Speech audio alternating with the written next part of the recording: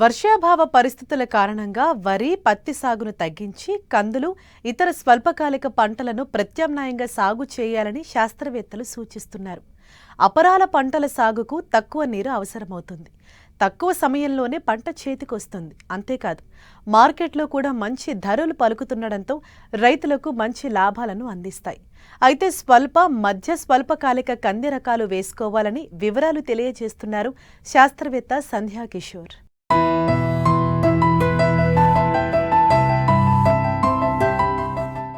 El Niño ప్రభావం కారణంగా ఈ ఏడాది వర్షపాతం ఆశించిన స్థాయిలో లేకపోవడంతో భూగర్భ జలాలు తగ్గుముఖం పట్టాయి.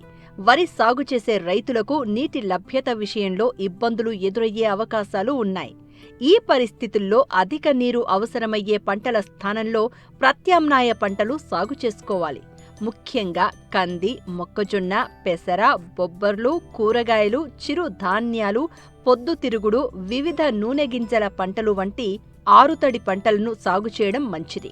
అపరాలలో కంది లాంటి పంటలను ఎంచుకుని సాగు చేసినట్లయితే మార్కెట్లో కూడా మంచి ధర వచ్చే అవకాశాలున్నాయని ప్రత్యామ్నాయ పంటల సాగు వివరాలు తెలియచేస్తున్నారు పొలాస వ్యవసాయ పరిశోధనా స్థానం సీనియర్ శాస్త్రవేత్త సంధ్యా కిషోర్. ప్రస్తుత వానాకాలంలో ఎల్నినో ప్రభావం వలన వర్షాలు తక్కువ కురవడం గమనించడం జరిగింది. భవిష్యత్తులో కనుక వర్షాలు కనుక కురిసి భూమిలో తగు తేమ ఉంటుంది అనుకుంటే కంది లాంటి పంటలు ఎంచుకోవచ్చు. అలాగే స్వల్పకాలిక అపరాల పంటలైన పెసర, మినుము లాంటి పంటలను కూడా వేసుకోవచ్చు.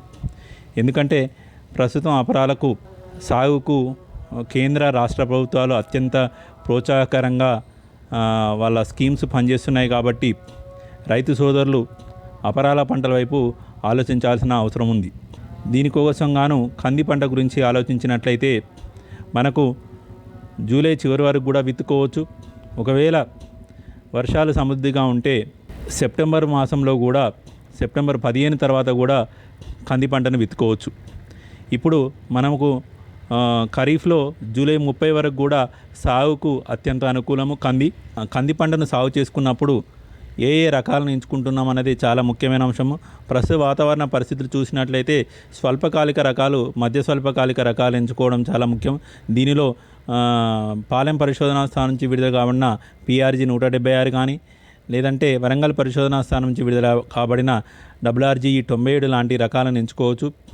ఈ రకాలను ఎంచుకున్నప్పుడు తేలికపాటి నేలలో అయితే వరుసకు 90 నుంచి 120 సెంటీమీటర్ల ఎడంతో విత్తుకోవాలి. మొక్కకు 10 సెంటీమీటర్ల లేదా 20 సెంటీమీటర్ల దూరంతో విత్తుకున్నట్లయితే దిగుబడులు బాగా ఉంటుంది. ఈ స్వల్పకాలిక రకాలను ఎంచుకోవడం, దానికి విత్తన శుద్ధి చేసుకోవాలి. ముఖ్యంగా ట్రైకోడర్మాతో విత్తన శుద్ధి చేసుకోవడం చాలా ముఖ్యమైన అంశము. లేదంటే కార్బనిజంతో కానీ విత్తన శుద్ధి చేసుకోవచ్చు. ఎకరాకు మనకు 2 కిలోల విత్తనం సరిపోతుంది.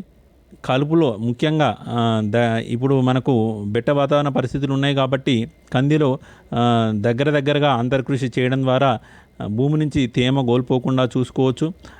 అలాగే కలుపు కూడా సమర్థవంతంగా నివారించుకోవచ్చు. అలాగే విత్తిన 45 రోజులప్పుడు తలకొనలు తుంచడం ద్వారా పక్క శాఖలు ఎక్కువ మొత్తంలో పెరిగి అధిక ఆదాయాన్ని పొందవచ్చు.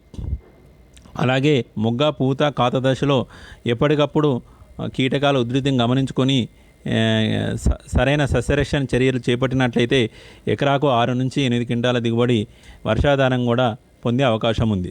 ఈ రకంగా కంది సాగు చేసుకునే రైతులు కలుపు యాజమాన్యం, అలాగే కీటక యాజమాన్యం మీద ప్రత్యేక శ్రద్ధ వహించి అధిక దిగుబడులు పొందుతారని ఆశిస్తున్నాను.